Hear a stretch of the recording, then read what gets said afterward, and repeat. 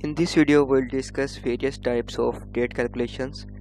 तो सबसे पहले हम स्टार्ट करते हैं कि हम किस तरह से डेट ऑफ बर्थ और करंट डेट के दरमियान जो एज है वो किस तरह से कैलकुलेट कर सकते हैं। तो यहाँ पर लेट्स सपोज मैंने डेट ऑफ बर्थ लिखी हुई है और यहाँ पर हम जो आज की डेट है वो ले लेते हैं। यहाँ पर टुडे आप लिखेंगे तो आपके पास आ जाएगी और इसके बाद हम इसको डिलीट करते हैं। और इसका सेकंड भी है कि अगर आप कंट्रोल और कॉलर प्रेस करेंगे तो भी आपके पास ये वाली आ जाएगी डेट, यानी कि आज की डेट।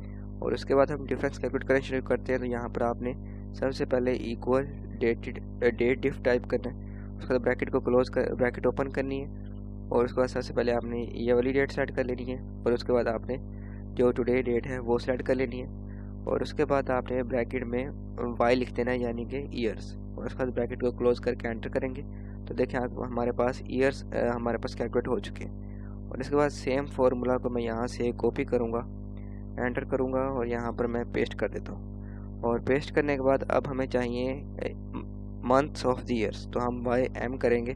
तो सिर्फ मंथ जब चाहिए होते हैं तो सिर्फ हम एम लिखते हैं, लेकिन क्योंकि ये हम सीक्वेंस में आ रहे हैं कि ईयर्स 19 हो गए हैं और 19 के ऊपर हमें जो मंथ्स है 19 से आगे वो चाहिए, तो हम इसलिए हम वाई एम लिखेंगे। तो यहाँ पर 19 ईयर्स 7 मंथ्स और अब हमें डेज चाहिए, तो यहाँ हम दोबारा से कंट्रोल वी करेंगे और यहाँ हम एम डी लिखेंगे। तो यानी कि हमें सीक्वेंस को फॉलो करना है, यानी कि अब मंथ के बाद जो कुछ डेज बच गए हैं वो हमने अगर कैलकुलेट करने तो हमने एम डी लिखा और यहाँ पर हमारे पास एग्जैक्ट जो है वो हमारे पास एज कैलकुलेट हो गई कि 19 ईयर्स 7 मंथ्स एंड 16 डेज। तो अगर हम इन तीनों को कंबाइन करना चाहते हैं तो वो किस तरह से करेंगे, तो उसके लिए हम लिखेंगे इक्वल और उसके बाद हम पहले इसको सेलेक्ट करेंगे और हम टाइप करेंगे एंड।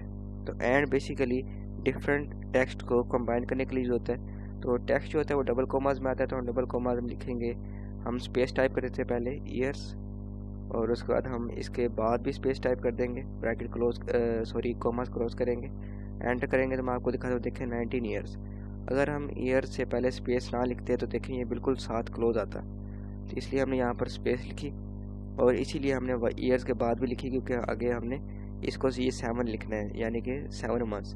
तो यहाँ पर हम दोबारा से एंड लिखेंगे और उसके बाद हम ये वाला साल सेलेक्ट करेंगे और उसके बाद दोबारा से एंड लिखेंगे और यहाँ पर डबल कोमाज में हम लिखेंगे पहले स्पेस और मंथ्स। तो मंथ्स लिखा और उसके बाद हमने दोबारा से एंड लिखा और उसके बाद हमने ये वाला सेल सेलेक्ट किया, दोबारा से एंड लिखा और डबल कोमाज में इस बार हम लिखेंगे स्पेस के साथ, मंथ्स के बाद भी आपने स्पेस टाइप कर देनी है और उसके बाद यहाँ पर हम लिख देंगे डेज, ये हमने लिख दिया। और उसके बाद डबल कोमाज में इसको, तो यहाँ पर हम डबल कोमाज को क्लोज कर लेते हैं, एंटर करते हैं। तो यहाँ पर आप देखें कि 19 ईयर 7 मंथ एंड 16 डेज, तो ये हमारे पास कंबाइंड फॉर्म में आ गया। और इसके बाद अगर हमें सिर्फ मंथ में चाहिए, सिर्फ मंथ में, तो उसके लिए हम यहाँ पर क्या करेंगे कि हम यहाँ पर आते हैं और वही वाला फॉर्मूला हम, या फिर मैं दोबारा से कर लेता हूँ, इक्वल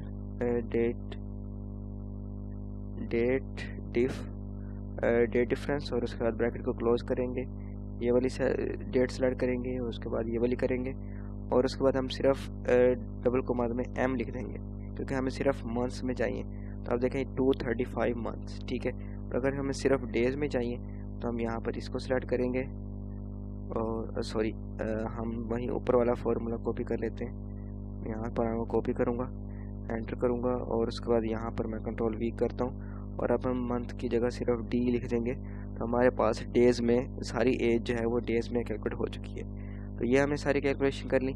इसके बाद हम देखते हैं कि किस तरह से अगर हमारे पास कोई डेट है गिवन तो हम किस तरह से डेट कैलकुलेट कर सकते हैं कि लेट से 8 से 45 डेज़ के बाद क्या डेट होगी। तो उसके लिए हम क्या करते हैं कि हम इक्वल टाइप करेंगे और इस साल को सेलेक्ट करेंगे और प्लस लिखेंगे और जितने डेज़ हैं जैसे कि 45 हैं तो वो हम प्लस कर देंगे। तो आप देखेंगे नेक्स्ट डेट हमारे पास आ गई कि इतने दिनों बाद जो नेक्स्ट डेट होगी वो ये होगी और इसी तरह से आप इसको नीचे ड्रैग डाउन कर सकते हैं। तो इस तरह से आप माइक्रोसॉफ्ट एक्सेल में डिफरेंट जो डेट कैलकुलेशन है वो कर सकते हैं। इस तरह की मज़ीद वीडियोज़ के लिए आप इस चैनल को सब्सक्राइब कर सकते हैं। I will see you in the next video.